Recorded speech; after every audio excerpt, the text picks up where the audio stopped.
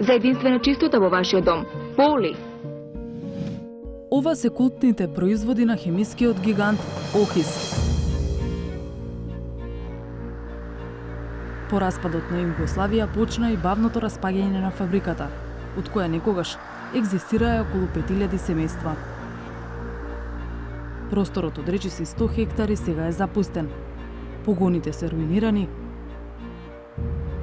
а во дворот на Охис лежи токсична бомба. Илјадници тони токсичен отпад се депонирани овде во дворот на Охис. Отпадот е остаток од производството на пестицидот линдан, кој се правел во фабриката.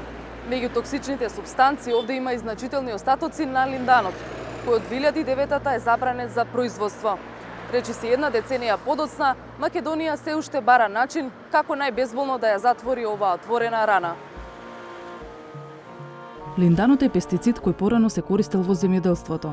Белиот прашок служил како инсектицид, а со неговото одвојување од другите соединенија се создала огромна количина токсичен отпад кој се депонирал на отворено.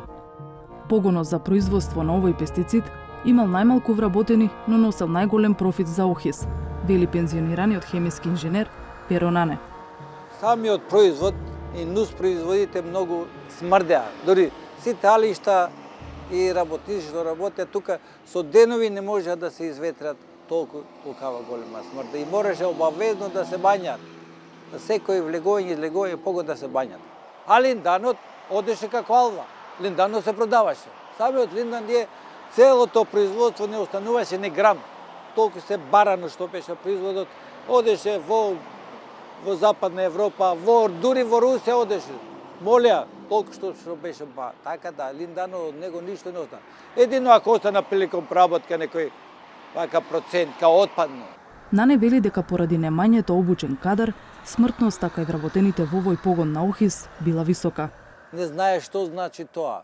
Макар да е еден отров, што многу токсична материја, не знае да се пази, доста од тие работници и завршија трагично. Дори и ние самите као инженери не знаехме точно како може толку да биде толку опасно.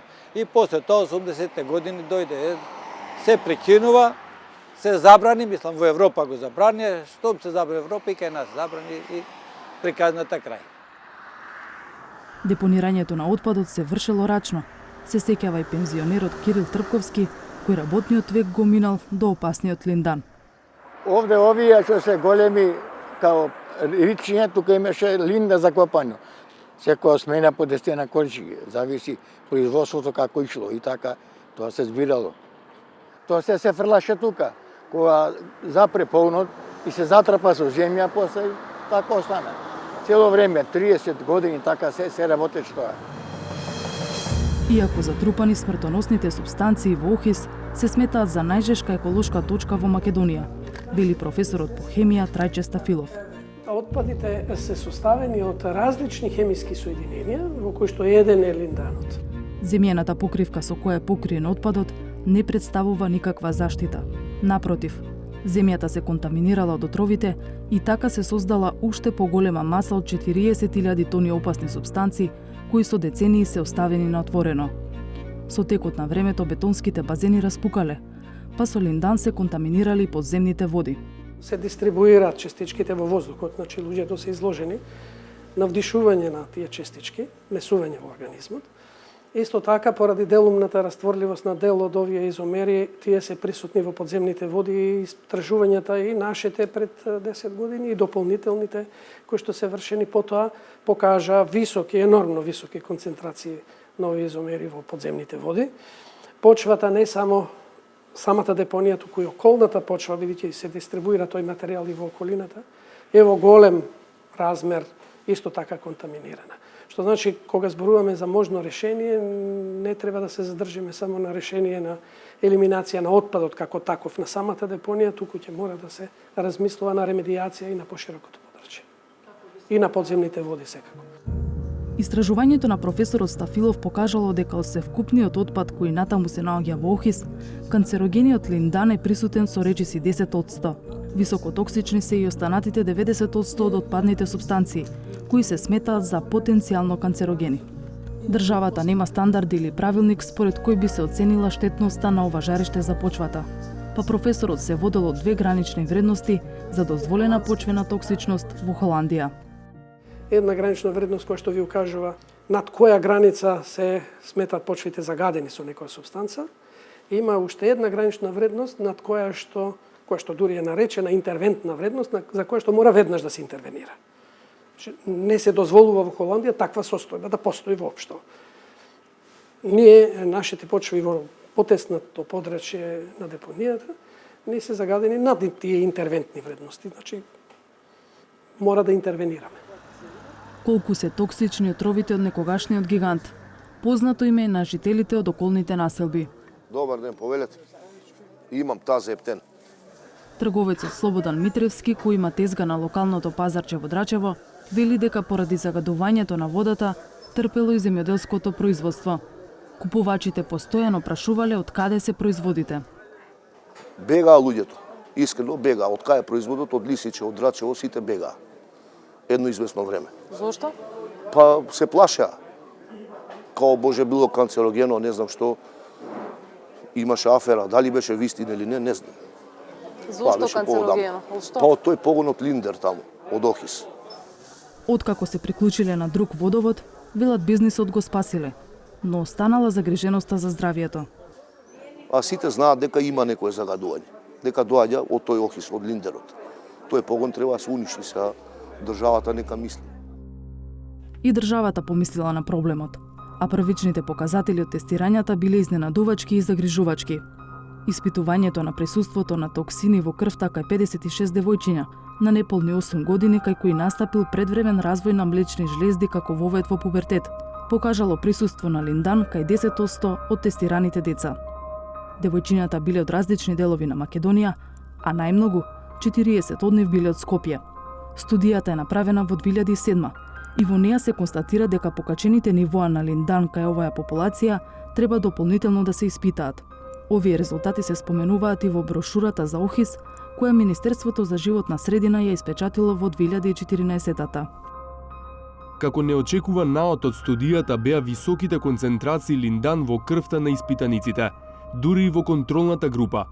Тоа беше причина за превземање на конкретни активности за конечно наоѓање решение за историските загадувања со линдан во земјата. Охис е во непосредна близина на куќите во населбите Пинтија и Лисиче. Покрај депониите секојдневно минуваат жителите на тој дел на градот. Од септември минатата година, локацијата ја посетува и консултантска фирма која по нарачка на Министерството за животна средина ја испитува моменталната токсичност на теренот. За опасноста на депониите, самата за себе зборува заштитната опрема што ја носат луѓето што земаат примероци. Увидено е дека отровните прашоци со годините се измешале со земјата, а постои сомнеж дека преку подземните води, линданот и останатите соединенија најверојатно го нашле патот и до реката Вардар. Земени се примероци од некои од околните куќи и бунари и тој процес продолжува. До јуни се очекува јасна слика за состојбите на теренот, пошто на меѓународен тендер ќе се бара фирма која ќе почне да го санира проблемот. За да се деконтаминира количина од 10.000 тони, што е количина на малата депонија, значи прогнозата е дека се потребни околу 5 години да се деконтаминира. Што значи, ако се започне, тоа би се надеваме дека ќе си тече регуларно, нели ќе си има одредена динамика и очекуваме дека ако функционира добро, за некаде 5 години малата депонија ќе биде комплетно деконтаминирана. А за големата какви се прогнозите? За големата, ако сметаме дека вкупно околу 25 до 30.000 тони е големата депонија, значи од прилика би требало уште 2 пати потолку. Според проценките, анализите, чистењето и работната сила за малата депонија ќе чинат околу 15 милиони долари, од кои Глобалниот еколошки фонд ќе финансира 3 милиони, а останатите владата. Надлежните сметаат дека чистењето на малата депонија ќе го одреди темпото на другите неопходни активности. Фирмата што ќе го добие тендерот мора да ја обвие со гума и големата депонија, додека не се обезбедат пари за нејзино чистење. Прекривањето со гумена прекривка можело и порано да се направи ако сме имале одреден концепт претходно, меѓутоа бидејќи имало преговори. Се менуваше собственоста на ОХИС и така натаму, значи и во управувањето имаше наназад големи промени. Од тие причини не се прешло на превземање на некои итни мерки и треба некој да биде одговорен за тоа, се разбира, да го превземе тоа како обврска и одговорност.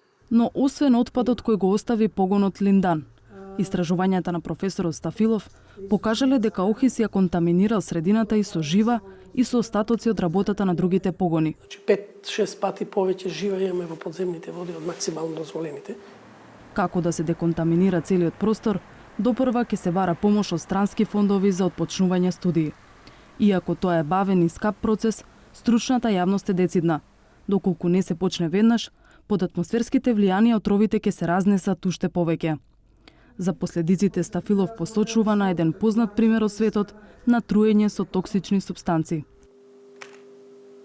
Ова е украинскиот председател кој што беше труен со диоксин, како изгледал порано, како после труењето, ама швајцарците го спасија. Со подпишување на Стокхолмската конвенција во 2004-та, во која линданот како токсична супстанца е додаден во 2009-та, Македонија е врзана да ја деактивира темпираната бомба во својот двор.